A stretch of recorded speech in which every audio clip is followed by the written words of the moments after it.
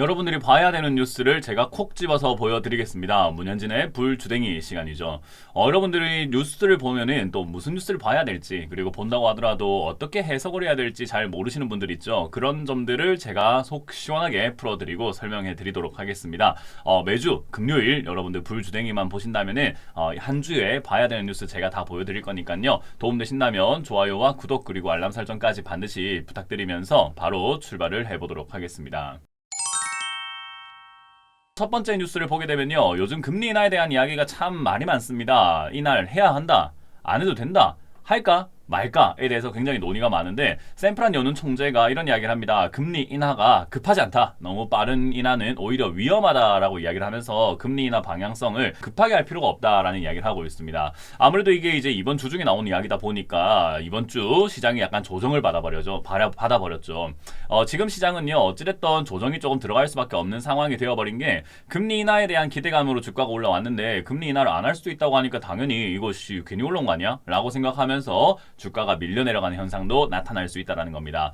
사실 이제 샘프란 연은 총재만 저런 이야기를 한 게 아니라 다른 연은 총재들도 지금 그런 이야기를 하고 있고 수많은 투자의 대가들도 금리 인하를 서두를 이유가 없다. 오히려 이것은 인플레이션을 자극시키고 오히려 주가라든지 부동산 버블을 좀 야기할 수 있기 때문에 조심하는 것이 좋을 것 같다라고 이야기를 하고 있습니다. 그렇기 때문에 우리가 조금 관심 가져서 볼 필요가 있지 않나 생각이 들고요.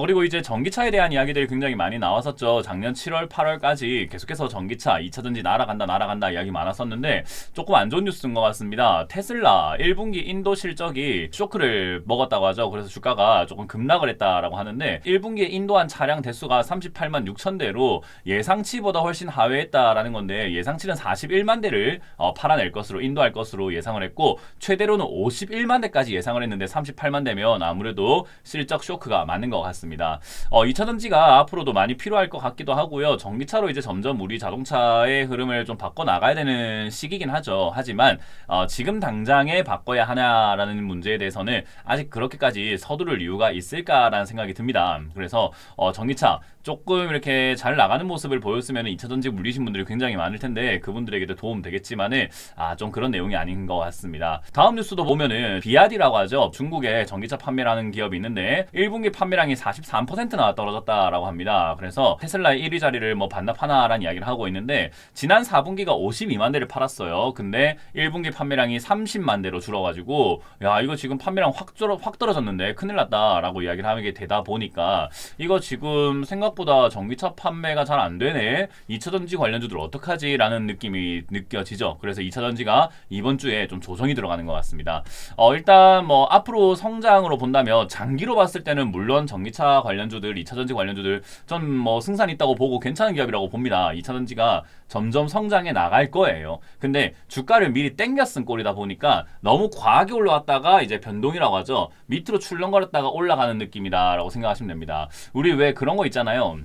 그 물이 고요하게 있는데 큰 돌을 던지면은 왜 엄청나게 물이 빵 치솟아 올라오기도 하지만은 밑으로 빵 떨어져가지고 아래쪽 물 바닥까지 막 보이는 그런 경우들도 생기게 되죠. 변동성이라고 하는 부분들요. 그래서 가만히 있으면은 아주 고요하게 꾸준히 묵직하게 뭐 이렇게 올라갔을 텐데 호들갑을 떨어버리게 되면 주가는 변동을 크게 갖고 온다라고 생각하시면 됩니다. 그래서 2차전지가 저는 개인적으로 이러한 리스크들 때문에 아마 좀 더 많이 빠질 것이다 라고 생각이 들고요. 빠진다면은 투자 메리트는 굉장히 높아진다고 생각합니다. 왜냐면 다시 올라가긴 할 것 같아요. 근데 지금 물려 계시는 분들에게 있어가지고는 좋은 내용은 아니겠죠. 그래서 2차전지를 내가 언젠가 사봐야지라고 생각했던 분들은 좀 더 많이 빠지면 한번 접근해보는 게 좋겠고 물려 계시는 분들은 뭐 안타깝지만 시간을 조금 투자 많이 하셔가지고 손실을 최소화시켜서 나오도록 그냥 끌고 가는 전략이 좀 좋지 않을까라는 전략을 드려보도록 하겠습니다.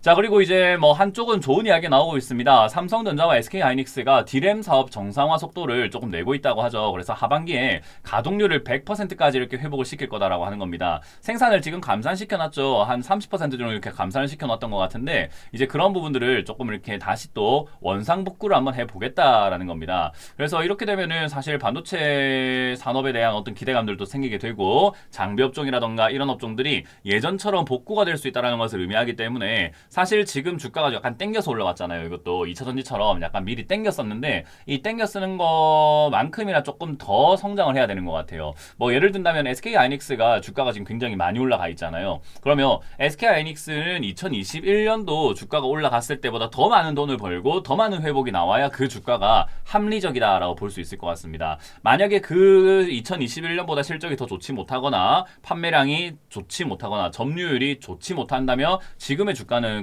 약간 거품이 될 수밖에 없겠죠. 그래서 그런 개념으로 접근한다면 SK 하이닉스는 성장을 해야만 하는 기업, 해야만 주가가 빠지지 않는 기업이 됐다라고 생각하시면 됩니다. 이제 약간 SK 하이닉스를 투자하시는 분들은 약간 도박이 될 수 있겠죠. 성장할 것이다 라고 생각하고 이 주가가 합리적이다 라고 볼 것인지 아니면 성장 안 할 수 있으니까 빠진다 라고 볼 것인지의 문제인데 생각 한번 해보면 만약에 성장을 한다 하더라도 이 주가가 거품 논란이 있을 수 있기 때문에 더 세게 엄청나게 날아가기는 힘들다라는 겁니다. 그래서 수익 내는 공간은 적은데 물릴 공간이 많은 종목이 SK 하이닉스가 아닌가 그리고 지금의 반도체가 아닌가 생각을 합니다. 그래서 반도체 관련주 중에서 너무 과한 급등을 했다라고 하신다면은 한 종목 있다면은 접근하시는 것보다는 반도체 관련주 중에서 아직까지 올라오지 않은 기업을 여러분들이 접근하시는 것이 반도체 산업이 회복되었을 때 오히려 이득을 볼 수 있다는 것을 기억하시면 되겠습니다. 자, 그리고 저축은행, 금융당국에서도 조금은 확인 한번 해보겠다라는 겁니다. 먼저 새마을금고가 타겟인데요. 작년 초에 새마을금고 부도 사태 일어났던 거 기억나시죠? 그것 때문에 난리가 날 뻔했는데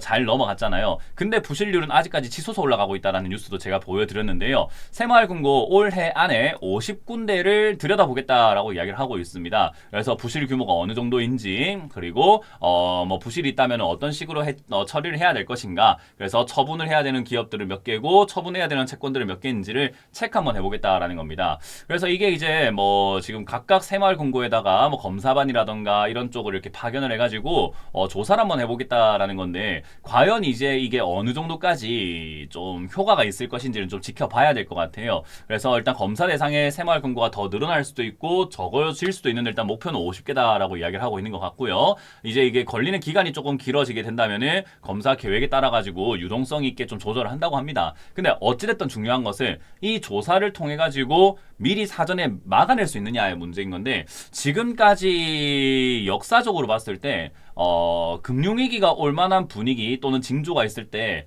한 번도 막지 않은 적이 있었는가? 그러니까 막으려고 노력을 안 한 적이 있었는가 하면 다 노력을 했습니다. IMF 때도 그렇고 뭐 2007년 때도 그랬고 저축은행 사태 일어났던 2011년도 전에도 그랬고요. 그러니까 모든 일들을 막아내려고 노력을 했으나 쉽사리 막아지지 않아가지고 그게 이렇게 번져가지고 이제 위기가 된 거거든요. 불이 이렇게 나고 있는 것 같은데 내가 소화기를 들고 가가지고 꺼보려고 한번 해봤더니 불이 생각보다 크기 때문에 소화기로는 안 되는 거예요. 그래서 야 소방차 불러야 되겠다라고 해서 소방차를 데리고 왔더니 또 불은 더 커져가지고 소방차로도 안 되는 거죠. 그러다 보니까 헬리콥터 동원해야 된다, 소방차 전국에 있는 거 다 지원해야 된다 이런 식으로 일이 자꾸 커져버리는 거죠.